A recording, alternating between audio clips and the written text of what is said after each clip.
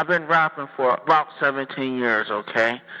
I don't write my stuff anymore. I just kick it from my head. Hi, we're Ratatat. This is an exclusive interview for Sindhèn. That's how I am.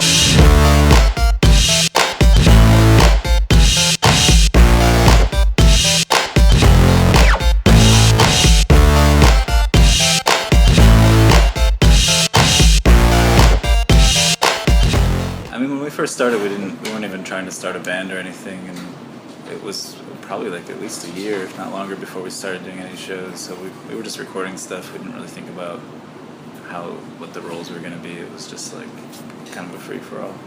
Yeah. We figured that out later. Like I'd never played bass in a band before. Never really played bass before this band. Yeah. I was just like, that'll make sense. I didn't really know how to do like any electronic music at all either, recording even. I was just coming in from a guitar standpoint. So.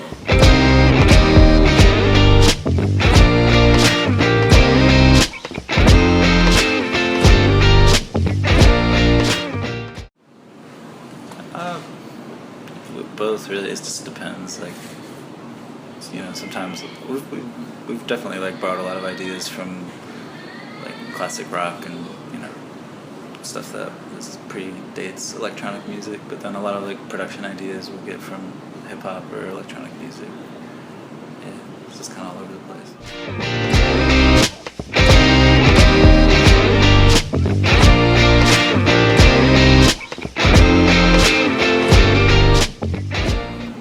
I haven't listened to anything since this tour started.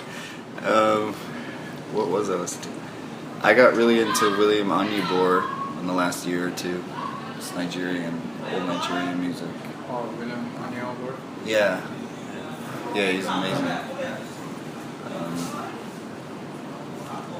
Lots of Hawaiian guitar music.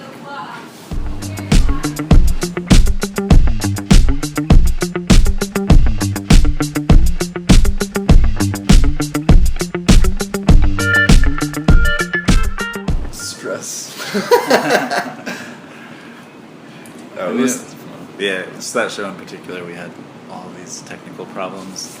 It was like this, you know, we'd been preparing, designing the tour around that show, basically, and preparing for it for like a year. And then we had all these like successful trial runs. We did some like warm-up shows, everything worked, and then like that night, everything fell apart. So it was, yeah, it was like a little frustrating. About 20 seconds into the show, it was just like, oh shit. Everything kind of died. Yeah. But it felt good to have a new song out there. Right. Like, yeah, to actually answer the question. It was. it was. That show itself was stressful. Yeah. That show, or that song in particular, has been pretty good. Like we just did a run in Australia. The crowd seemed to know that one better than any of our other songs.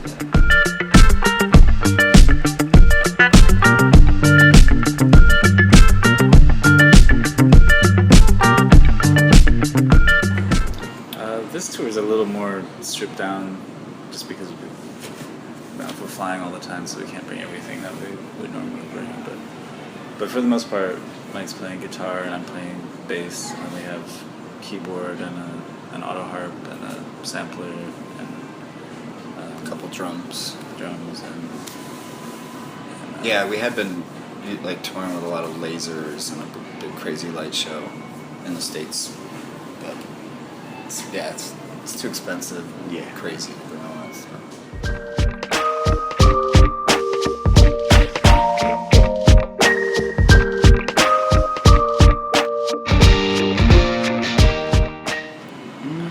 Abrasive was really fun to play. Abrasive's fun. That one's really easy to play, and it's like a no-brainer live. All the new songs have been really fun. Cream on Chrome is sort of, I don't know. I think Abrasive and Tricks of Brightness had the most fun.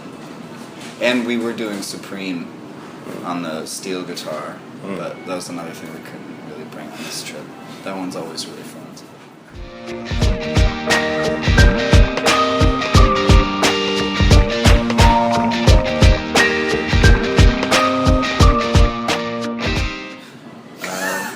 We stopped playing the ones that we got sick of playing. The ones that are left in the set are ones that are still pretty fun. Yeah, that's true.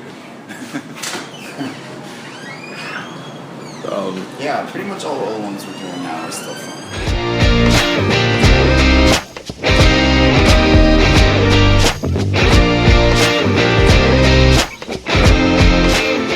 We did a show it was in Zurich,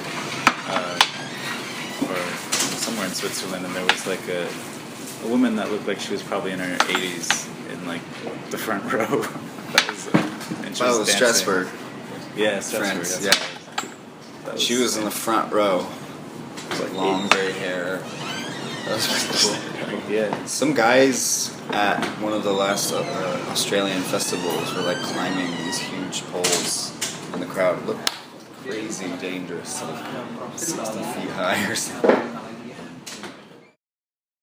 In a hypothetical situation where you had a crazy fan holding you guys at gunpoint and you had to play one of your songs without making a single mistake, which one of your songs would it be?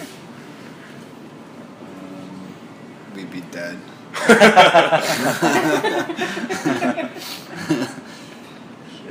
Loud Pipes, maybe. That one's pretty easy.